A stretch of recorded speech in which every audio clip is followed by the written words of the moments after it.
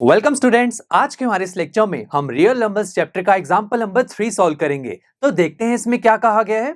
Show that every positive odd integer is of the form 4q plus 1 और 4q plus 3 where q is some integer.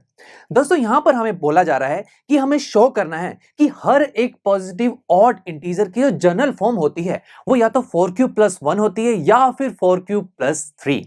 दोस्तों इस example को करने से पहले आपको ऑड और इवन नंबर्स के बारे में पता होना बहुत जरूरी है। मैंने आपको ये प्रीवियस लेक्चर में भी समझाया था, चलिए दोबारा से रिवाइज करवा देते हैं। दोस्तों इवन नंबर्स वो नंबर्स होते हैं जो 2 से परफेक्टली डिवाइड हो जाते हैं, यानी कि जब 2 से उन नंबर्स को डिवाइड किया जाए तो वहां पर रिमाइंडर 0 आ जाए। ऐसे नंबर्स कौन से होंगे? 2, 4, 6, 8, ये सभी नंबर्स 2 से परफेक्टली डिवाइड हो जाते हैं। और दोस्तों यह इंटरेस्टिंग बात यह है कि ये सभी नंबर्स 2 के मल्टीपल्स हैं। जैसे कि 8 को ही देख लें, हम 8 को लिख सकते हैं 2 × 4। तो देखा, हम 8 को 2 के मल्टीपल्स में लिख पा रहे हैं, तभी 8 एक इवन नंबर है। ऐसे ही ऑड नंबर्स दोस्तों उल्टा, ऐसे नंबर्स जो 2 से परफेक्टली डिवाइड नहीं हो पाते। और दोस्तों ऐसे नंबर्स को जब हम 2 से डिवाइड करेंगे तो वहां पर रिमाइंडर 1 आएगा। ऐसे नंबर्स होंगे 3, 5, 7, 9। एंड स्टूडेंट्स ये सभी नंबर्स 2 के मल्टीपल्स नहीं है। जैसे कि मैं अगर 5 को ही पिक करूं तो दोस्तों सोचिए कि 2 को मैं किससे मल्टीप्लाई करूं कि 5 बन जाए। नॉट पॉसिबल, यानी कि मैं 5 को 2 के मल्टीपल्स में नहीं लिख सकता। दैट्स व्हाई ये एक ऑड नंबर है। चलिए आई होप अब आपको इवन और ऑड नंबर्स की डेफिनेशन अच्छे से क्लियर हो गई होगी। चलिए बैक टू एग्जांपल। दोस्तों यहां क्या करना है हमें कि एक पॉजिटिव ऑड इंटीजर की जो फॉर्म होती है वो या तो 4q plus 1 होती है या फिर 4q plus 3, ये हमें शो करना है। तो चलिए लेट्स से हम यहां पर एक पॉजिटिव इंटीजर लेट कर लेते हैं जो कि है a। Let a b an positive integer. Odd है या इवन है अभी मुझे नहीं पता दोस्तों। चलिए दोस्तों नाउ जिन फॉर्म्स को मुझे शो करना है जो कि है 4q plus 1 और 4q plus 3, इन फॉर्म्स को देख के तो मेरे को ना यूक्लिड्स डिवीजन लेमा याद आ रही है। ऐसा क्यों? देखिए मैं लिख के बताता हूं। a is equal to b q plus r, यह है Euclid's division lemma. Now students अब अगर इस लेमा में राइट हैंड साइड में जो बी क्यू प्लस आर है, अगर मैं इसे 4q plus 1 या फिर 4q plus 3 से कंपेयर करूं तो आपको एक बड़ी कॉमन चीज देखने को मिलेगी। वो क्या? देखते हैं। अगर मैं पहले r को कंपेयर करूं तो 4q plus 1 में r की वैल्यू 1 हो जाएगी। अगर मैं bq plus r को 4q plus 3 से कंपेयर करूं तो यहां r की वैल्यू 3 हो जाएगी। हाँ r डिफरेंट डिफरेंट आ रहे हैं, कोई बात नहीं, बट एक चीज कॉमन है स्टूडेंट्स। अगर मैं bq plus r को 4q plus 1 से कंपेयर करूं तो यहां से b की वैल्यू 4 मिलने वाली है मुझे, राइट। एंड सिमिलरली अगर मैं सेम bq plus r को 4q plus 3 से कंपेयर करूं तो यहां से भी b की वैल्यू 4 आ जाएगी। तो यहां से मुझे एक हिंट मिल रहा है कि क्यों ना हम b की वैल्यू को 4 लेट कर लें ताकि हम इस फॉर्म को अच्छे से डिराइव कर सके। तो दोस्तों ऐसे ही करेंगे हम। यहां पर हमने अपनी फॉर्म को अच्छे से विजुलाइज किया और एक हिंट मिला कि a तो हमने लेट किया था कि एक पॉजिटिव इंटीजर है, और साथ में हम एक और चीज भी लेट करेंगे कि let b is equal to 4। तो अब दोस्तों a पता है, b भी पता है, तो हम यूक्लिड्स डिवीजन लेमा लगा सकते हैं। वो क्या होती है? देखिए पूरी form a is equal to b q plus r, और यहां पर r की कंडीशन होती है दोस्तों कि जो r की वैल्यू है वो 0 या 0 से बड़ी हो सकती है बट b से हमेशा छोटी होगी। तो चलिए वैल्यूज को पुट करते हैं। देखिए हमने a को तो a ही माना हुआ है बट b को मैंने 4 लेट किया है, तो ये जगह a is equal to 4q plus r. And students अब यहां पर r की कंडीशंस भी चेंज होंगी। पहले क्या था?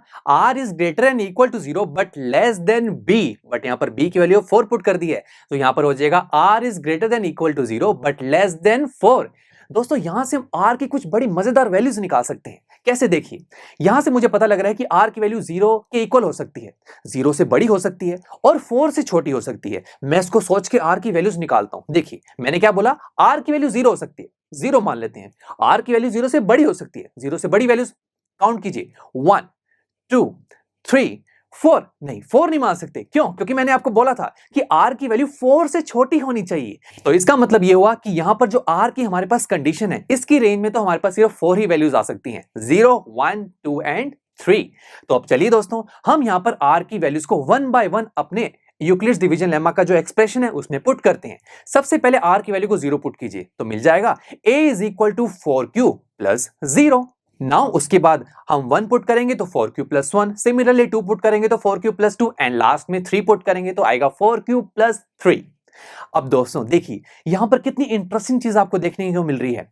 ए क्या है हमारे पास, हमारा पॉजिटिव इंटीजर, और ये जो ए पॉजिटिव इंटीजर है इसकी हमारे पास 4 फॉर्म्स आ रही हैं, 4q 4q+1 4q+2 4q+3, और इन सभी 4 फॉर्म्स में से आपको हमने जो फॉर्म प्रूव करनी है वो भी आपको देखने को मिल रही है, जो कि है 4q+1 एंड 4q+3।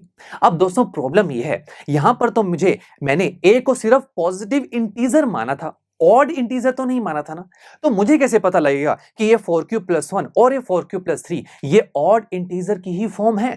तो दोस्तों देखिए इवन और ऑड इंटीजर की जो डेफिनेशन है उसे याद रखिए, आपके लिए क्वेश्चन करना बड़ा आसान हो जाएगा। सबसे पहले a इज इक्वल टू क्या है, 4q है। अगर मैं इस 4q को 2 के मल्टीपल में लिख पा रहा हूं तो ये एक इवन इंटीजर की फॉर्म होगी, अगर नहीं लिख पाया तो ऑड इंटीजर की फॉर्म होगी। वेरी सिंपल, ऐसे हम चेक कर लेंगे।